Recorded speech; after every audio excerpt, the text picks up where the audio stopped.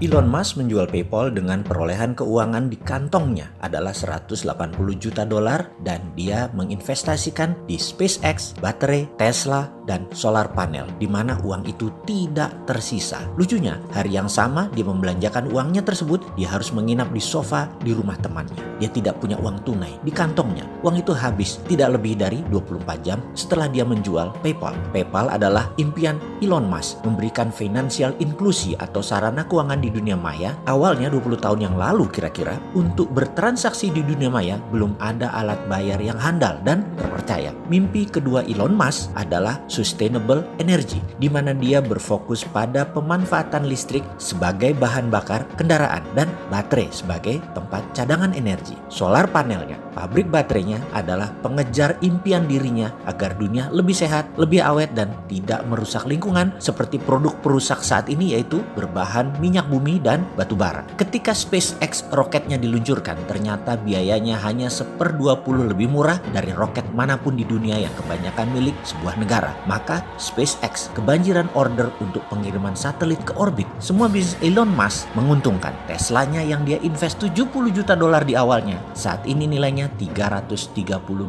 billion dolar. Oh ya, untuk idealismenya tersebut, menurut saya kalau kita mau menginvestasikan portfolio keuangan, patut kita membeli saham Tesla dan invest apa yang Elon Musk investasikan. Mengapa kali ini kita mendiskusikan Elon Musk? Hanya sekedar mengingatkan dari sisi lain dari kacamata membangun bangsa. Saat ini BUMN Indonesia dalam keadaan merugi atau bermasalah bisnisnya seperti Garuda, Pertamina, PLN, dan perusahaan karya-karya BUMN kontraktor secara keuangan tidak liquid alias cash flow perusahaannya berat semua. Begitu juga bank plat merah. LDR atau loan to deposit rasionya sudah mentok semua alias sudah tidak bisa memberi kredit lagi. Kalaupun bisa, ya kecil sekali, di bawah 5% dari aset mereka. Lalu kalau boleh jujur, kita lihat keuangan bank lebih dalam lagi saat ini. Dari yang meminjamkan kredit di bank yang saat ini masih lancar membayar, berapa persen? Saat ini yang minta restrukturisasi pembayaran cicilan, berapa persen? Dan pertanyaan yang mematikan, berapa NPL-nya atau non-performing loan-nya? Kredit macetnya berapa besar? Mungkin saya ini naif karena saya anti negara berbisnis dalam tanda petik. BUMN di bawah kementerian itu negara berbisnis. Saya anti banget. Untuk itu saya memberikan argumen-argumen panjang. Bahkan sejak periode lalu ketika kabinet menggunakan BUMN sebagai mesin penggerak ekonomi, saya sudah wanti-wanti. Di tahun 2015 saya mulai berbunyi. Di tahun 2017 kenceng berbunyi. Dan di tahun 2019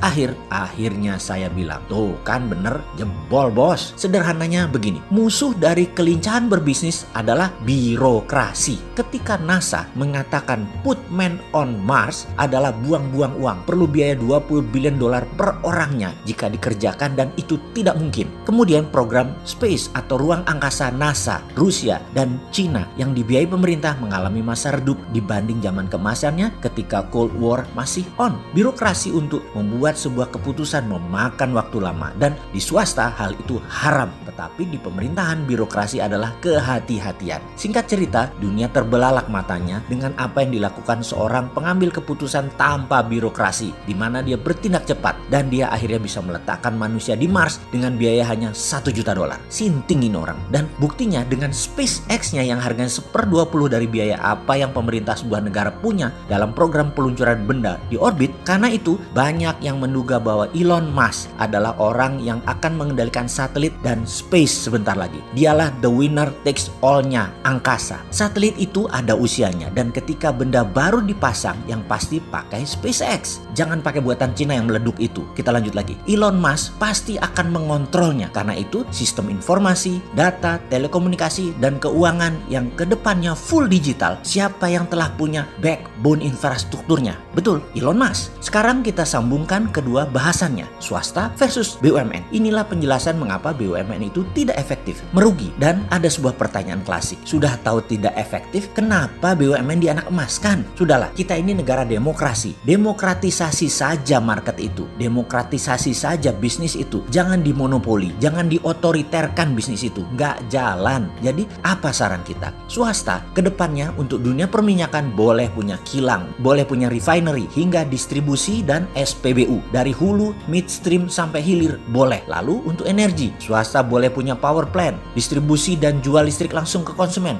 boleh. Mau pakai power plantnya mau bertenaga air atau hidro, boleh. Mau pakai thorium, bahan bakunya, boleh. Mau pakai panas bumi, pakai angin, pakai sampah, pakai matahari, pakai tenaga dalam sekalipun, terserah. Pokoknya boleh. Untuk harga jual ke konsumen, jangan diatur batas bawah. Negara hanya atur batas atas. Kita semua tahu kalau diatur batas bawah, ada floor price-nya, BUMN yang untung. Tetapi kalau didemokratisasi, batas bawah dilepas, swasta bisa kasih harga murah di bawah, jauh lebih murah di bawah harga BUMN. Hal ini yang pasti menguntungkan konsumen. Diatur batas atas agar konsumen tidak dirugikan, dan ini namanya negara mengendalikan. Negara ikut hadir. Jangan negara menjadikan rakyat pasar dengan memonopoli penyediaan kebutuhan masyarakat tanpa ada pembandingnya. Gitu aja kok repot bantu rakyat.